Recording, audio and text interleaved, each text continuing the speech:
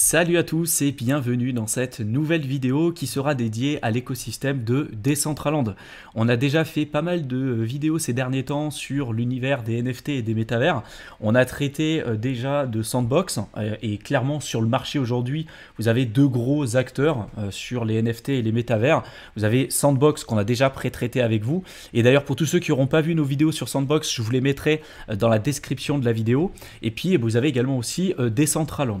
D'ailleurs, pour tous ceux qui nous suivent depuis maintenant quelques temps, vous vous souvenez, on avait déjà fait une vidéo complète sur Decentraland à l'époque. Et à cette époque, justement, je vous expliquais que c'était un projet que je trouvais pertinent, que je trouvais intéressant pour tout un tas de raisons. Et c'était le 17 avril 2019. Petit clin d'œil du coup pour tous ceux qui nous suivent. En avril 2019, si on regarde un petit peu le cours, on était aux alentours entre 5 et 4 centimes le token mana. Et à l'heure où je tourne cette vidéo, on est à 2,42 €. Donc ce qui reste quand même un retour sur investissement plutôt intéressant pour tous ceux qui suivaient nos vidéos quand même depuis le début. Néanmoins, la plateforme a quand même pas mal bougé et pas mal changé depuis. C'est pour ça que je me suis dit que ça pouvait être intéressant de refaire une vidéo complète sur l'univers de Decentraland. Alors sur Decentraland, il y a plusieurs types d'actifs auxquels vous allez pouvoir être confrontés. Celui qui va avoir une place centrale sur Decentraland, c'est bien évidemment son utility token, le mana, qui est aujourd'hui un token ERC20 et que je vous ai présenté un petit peu plus tôt dans cette vidéo. Vous allez avoir aussi les actifs numériques de la plateforme Decentraland, que ce soit des customables pour votre avatar, des casquettes, des vestes, des actifs qui vont avoir soit un impact réel dans l'activité du jeu, soit d'autres qui vont avoir plus une utilité esthétique pour votre avatar. Et vous allez avoir aussi la possibilité d'échanger, donc d'acheter et de vendre des parcelles de terre, mais ça on sera amené à en parler un petit peu plus tard dans cette vidéo. Pour tous ceux qui ont suivi l'actualité liée aux crypto-monnaies et notamment au Metaverse et au NFT, vous n'êtes pas sans savoir que le 28 octobre 2021, donc Meta, anciennement Facebook, avait annoncé son arrivée dans cet univers-là, celui des crypto-monnaies, avec le lancement de leur tout nouveau projet. Et dans cette vidéo que je vous conseille vivement de voir, Mark Zuckerberg présentait les différents concepts et les différentes possibilités qui pouvaient se cacher justement derrière les métaverses. Ce qu'il faut savoir, c'est que Decentraland et Sandbox n'ont pas attendu Mark Zuckerberg pour lancer justement leur écosystème.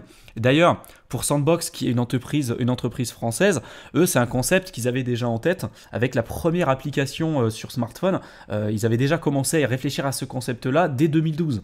Donc avant même que nous en tant qu'investisseurs particuliers, pouvions imaginer les bienfaits et toutes les possibilités qu'on a aujourd'hui avec les métaverses et les NFT. Et même encore aujourd'hui, on en est au tout début.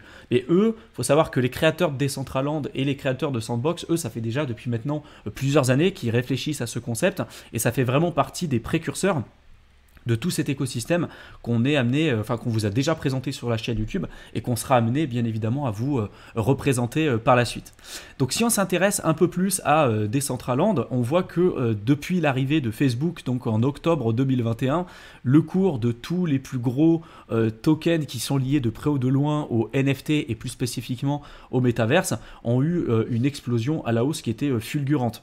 Donc là aujourd'hui, si jamais vous souhaitez rentrer sur du mana ou du sand par exemple, il faut faire attention, on a eu quand même une certaine correction, mais on est toujours à l'heure actuelle, au moment où je tourne sur cette vidéo, à un moment assez risqué, dans le sens où on est toujours dans une phase un peu d'euphorie et de risque qui est selon moi important avec tout l'écosystème qui est lié de près ou de loin au NFT et au Metaverse.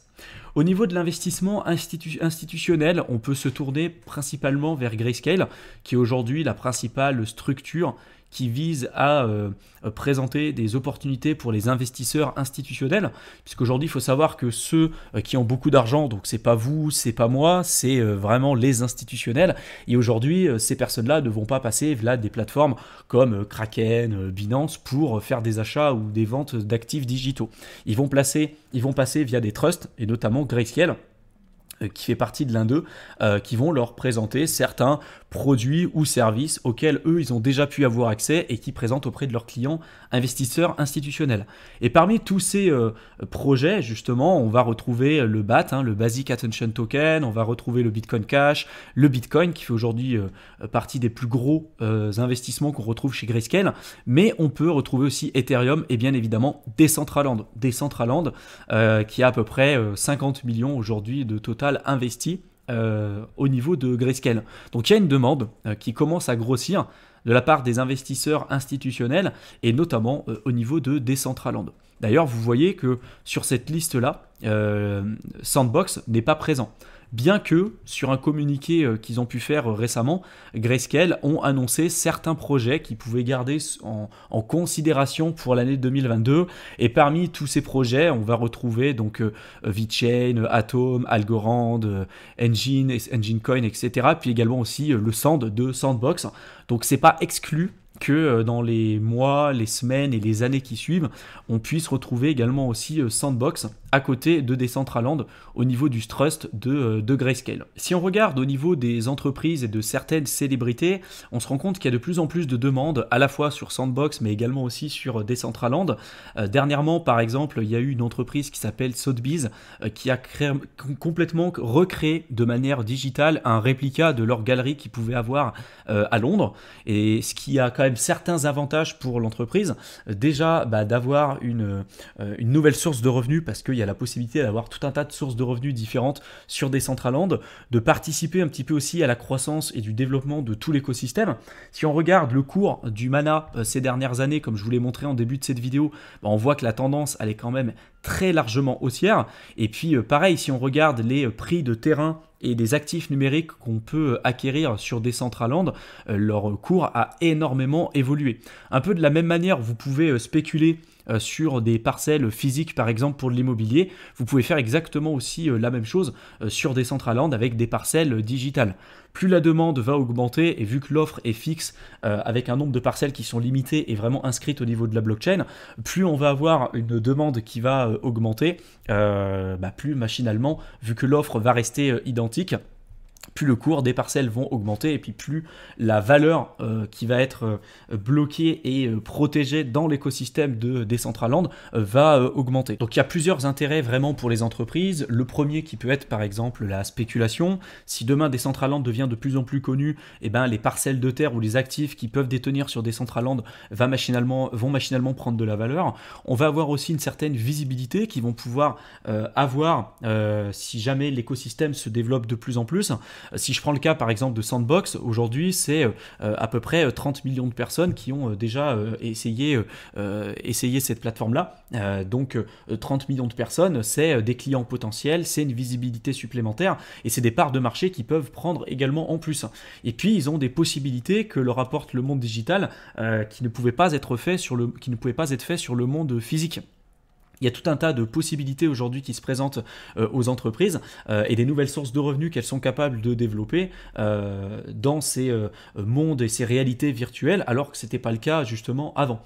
Et il y a de plus en plus d'entreprises et d'artistes qui se lancent maintenant dans ces nouveaux écosystèmes. Donc je vous ai présenté le cas de Sotheby's, mais vous avez également aussi Deadmau et puis Paris Hilton qui ont fait un concert et qui ont hébergé un concert uniquement disponible sur les métaverses.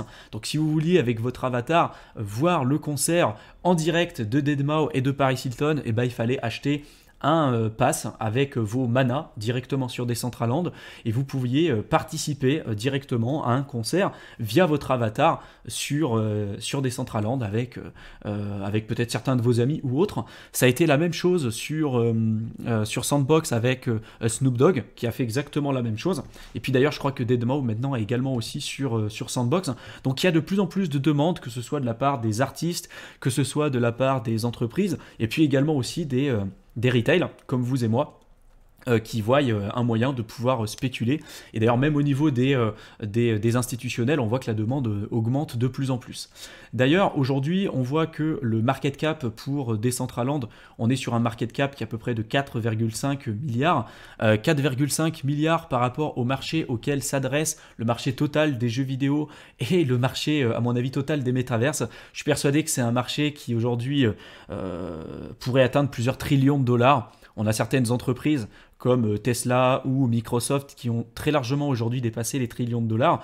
Je suis persuadé que l'entreprise ou la structure qui sera en mesure, le projet qui sera en mesure d'avoir vraiment la tête de gondole sur les NFT et les métaverses demain sera un projet qui sera capable de bloquer et de protéger une valorisation supérieure à plusieurs trillions de dollars. Ça, j'en suis intimement convaincu. Si on revient sur Decentraland, il y a plusieurs choses que vous allez pouvoir faire, notamment si vous détenez des manas. Donc vous allez pouvoir échanger et acheter et vendre tout un tas d'actifs numériques. Donc ça peut être des cosplays que vous pourrez détenir sur votre avatar sur Decentraland. Certains qui sont intéressants, d'autres moins. Vous avez la possibilité, vu qu'aujourd'hui sur Ethereum, les frais sont trop élevés. Là, ils sont passés notamment sur Polygon pour avoir des frais qui sont un peu plus intéressants.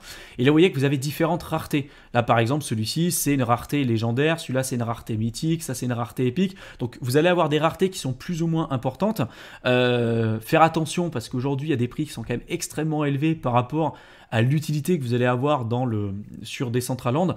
Et d'ailleurs, aujourd'hui, la plupart des produits que vous allez pouvoir acheter ici, si je ne parle pas des parcelles, si je parle vraiment des actifs, notamment là le pantalon, le chapeau ou autre, ça a vraiment juste pour objectif de customiser votre avatar, mais il n'y a pas de réelle utilité dans le jeu, si ce n'est que visuel.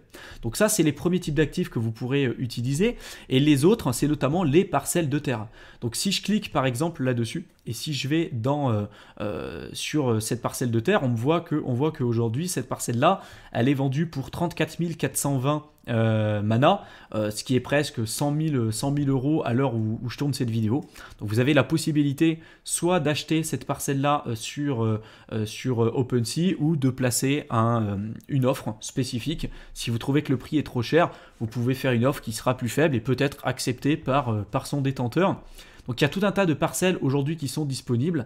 Certaines sont beaucoup plus grosses que d'autres qui vont avoir un intérêt plus important également aussi que d'autres.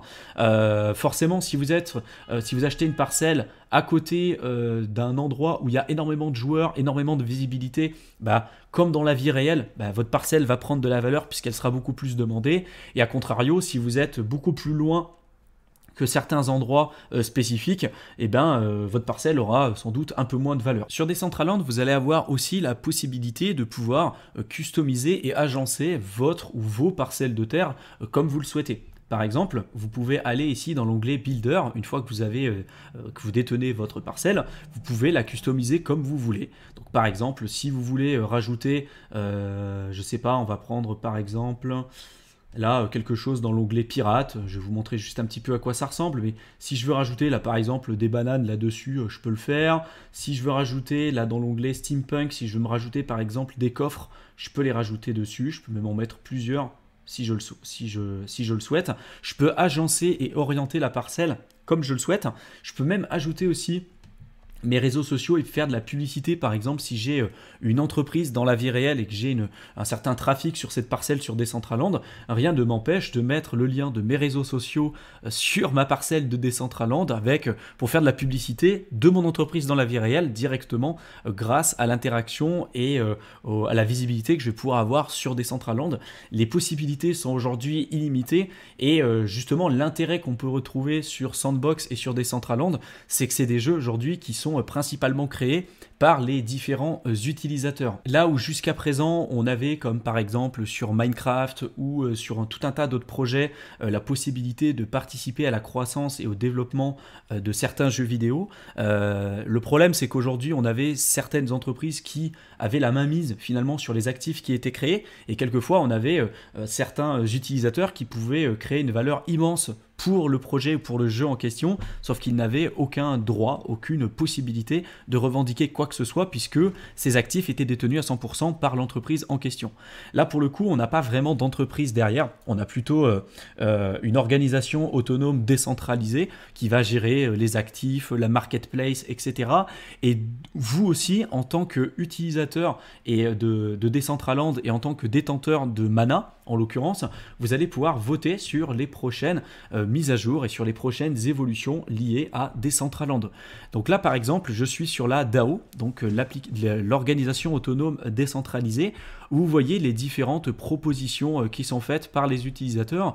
Et vous, en fonction du nombre de mana que vous allez détenir, vous allez avoir un droit de vote plus ou moins important pour accepter ou non certaines modifications sur la plateforme de Decentraland. Là, par exemple, ici, c'était d'ajouter certaines variations du bouton like sur les différents actifs qu'on pouvait acheter sur la marketplace de Decentraland. Et là, on voit qu'en majorité, à 57%, ça a été voté à non. Donc, du coup, ça veut dire que cette proposition n'a pas été acceptée, qu'elle ne sera pas mise en place. Par contre, il y en a d'autres qui ont été acceptées. Si par exemple je vais sur celle-ci, on voit que pour l'instant, bon, il n'y a que 6 votes qui ont été effectués, mais en tout cas pour cette proposition, c'est aujourd'hui accepté au vu des votes qui ont été mis en place. Et il y en a d'autres, après, vous pouvez jeter un coup d'œil, vous en avez tout un tas d'autres aujourd'hui qui seront proposés, etc. Et l'intérêt, c'est vraiment que vous pouvez participer à la croissance et au développement de tout l'écosystème. L'intérêt, c'est que si demain Decentraland prend de plus en plus d'ampleur, bah, vous qui avez machinalement des manas et avez sans doute peut-être soit des parcelles de terre, soit des actifs digitaux qui sont disponibles et commercialisables directement sur Decentraland, bah, vous allez participer également aussi à la croissance de tout cet écosystème et c'est des actifs que vous allez détenir véritablement. Contrairement à ce qu'on peut retrouver aujourd'hui où certains acteurs, certaines personnes de la communauté vont créer une valeur immense pour les entreprises mais derrière qui n'ont pas la possibilité de recevoir une compensation financière ou autre puisque bah, ça ne fait pas partie aujourd'hui du champ des possibles. C'est pas des actifs qui possèdent véritablement, c'est plutôt détenu au sein de la véritable entreprise. J'espère en tout cas que cette review et cette vidéo sur Decentraland vous aura plu, qu'elle vous aura intéressé, qu'elle vous aura été utile. Si vous souhaitez qu'on fasse d'autres vidéos sur ces sujets-là, soit sur Decentraland, soit sur Sandbox ou sur d'autres types de plateformes qui pourraient potentiellement vous intéresser, n'hésitez pas à nous en faire part dans la section commentaires. Je vous mets également, comme d'habitude, pour tous ceux qui veulent se lancer dans le milieu des crypto-monnaies mais qui ne savent pas par où commencer, le lien vers notre guide offert que vous pourrez télécharger simplement en rentrant votre adresse mail.